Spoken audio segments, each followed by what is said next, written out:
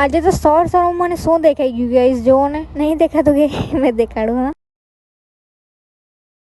Hello, good morning guys. Moisturiser મારું પતી ગયેલું હતું પણ સારું મેં બીજું લઈ જ આવી હતી. તે ચોપડીને સંતરું લઈને હું આવી ગઈ બહાર. સવારનું ગાઈ મોસમ જ અલગ હોય એટલે મેં બહાર જ બેસેલી હોઉં.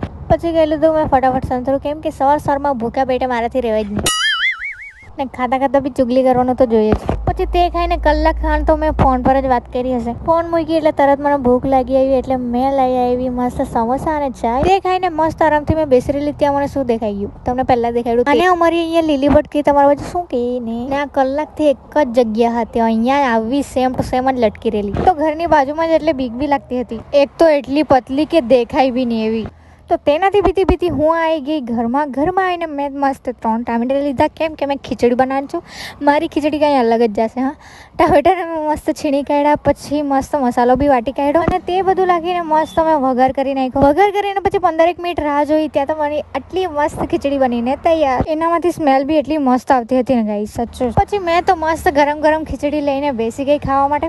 તે ખાઈને પછી હું આવી ગઈ બહાર બેસવા માટે. ત્યાં મેં લઈ આવી મસ્ત આંબળું. મેં હાથે જ મૂકું એટલે મને ખાવા વાળું મળી જ જાય. આજે તો બહાર એટલી મસ્ત હવા આવતી હતી ને મેં તો બહાર જ બેસી રહેલી હતી આખો દિવસ. હવે તો ઘરે જ રહીને કંટાળો બી આવતો છે પણ શું કરે, ઘરે જ રહેવું પડે. પણ હવે મારી બેસ્ટ ફ્રેન્ડ લગ્ન આવે છે ને એટલે ખુશી બી થાય છે. આ ખિસકોલી જવાની કેટલી મસ્ત તગડી થઈ રહેલી છે. પછી આજે તો કંટાળો આવતો હતો તો મને કેરી ખાવાની ઈચ્છા થઈ. મારા ઘરની પાછળ છે તે જ તોડવા જતી હતી પણ પેલી લીલી પણ બી આ બાજુ હતી ને તો મેં દોડતી અહીંયાથી જતી હતી કેમ કે મને બીક જ એટલી લાગતી હતી. તો અમારા ઘરે તો અત્યારે આટલી નાની જ કેરી છે. એમ નહીં કહેતા કે આટલી નાની કેરી કોણ ખાય, એમ તમારે તો મોટી હોય તો મને આપી દેજો. પછી મેં તો મસ્ત લાંબો લાકડો શોધી લાવી કેરી પાડવા માટે. હમણાં આટલી બધી ગરમી લાગે તો બી મેં મોજા પહેરી રહ્યો છું. તો લાકડીથી ફટાફટ મેં 2 કેરી પાડી લીધી. સિઝનની પહેલી કાચી કેરી ખાવાની મજા એટલી હોય ને, ને તેમાં તો મારી તો ફેવરેટ કેરી. તો તે કેરી લઈને હું આવી ગઈ ઘરમાં બેસી છોલવા માટે. છોલવાનો મને બધાથી વધારે કંટાળો આવે પણ ખાવાના એટલે છોલવા જ પડે. પછી જેવી તેવી કેરી મેં છોલી નહીં. મને લાંબી કટ કરે ત્યારે ખાવાની મજા આવે એટલે મેં લાંબી કટ કરી. પછી એમાં મેં મીઠું નાખ્યું, મરચું નાખ્યું, જલજીરા હતું તે બી નાખી દીધું, મસાલો બી નાખી દીધું. પછી મેં આવી ગઈ મસ્ત ખાવા માટે. કેટલી મસ્ત દેખાય છે, જો મોઢામાં પાણી આવ્યું તો ગળી જજો. તે થોડીક ખાઈને હું બનાવવા બેઠી ભેલ, કેમ કે કેરી છે તો ભેલ તો બને જ. હવે મસ્ત તેમાં ટામેટું ને કેરી મેં છીણીને નાખી છે. પછી ભેલ બરાબર મિક્સ કરીને મેં ખાઈ લીધી. પછી મારું પાર્સલ આવ્યું એટલે મેં ફટાફટ રેડી થઈને નીકળી ગઈ પાર્સલ લેવા માટે. પછી પાર્સલવાળા પરથી પાર્સલ લઈને હું જવા લાગી ફ્રૂટ લેવા માટે. ત્યાંથી મેં કેળા અને દ્રાક્ષ લઈને આવી ગઈ. ઘરે આવીને પહેલા તો દ્રાક્ષ વોશ કરી. મેં વોશ કરી છે પાછી એમાં જ નાખી એટલે તમને એવું લાગતું. દ્રાક્ષ તો પહેલા જ મેં વોશ કરીને ખાઈ લીધી. પછી મેં બહાર ચાલે કરતી ત્યાં મને યાદ આવ્યું કે મારે ફેસ પર આઈસ લગાવવાનું છે.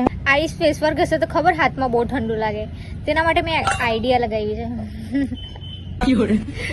ચમચી સાથે જ આખું ફ્રીજ કરી દીધું એટલે ઝંઝટ જ ધ્યાનથી એમ લગાવ્યા કરાવવા. હમણાં આપણે લગાવીએ. હા, ઠંડુ પગમાં લાગ્યું. ઓ માય ગોડ, એકાદ જોઈ જાય તો મને ગાંડું થાય.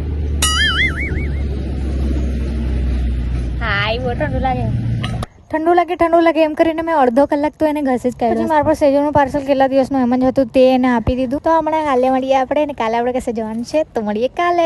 બાય.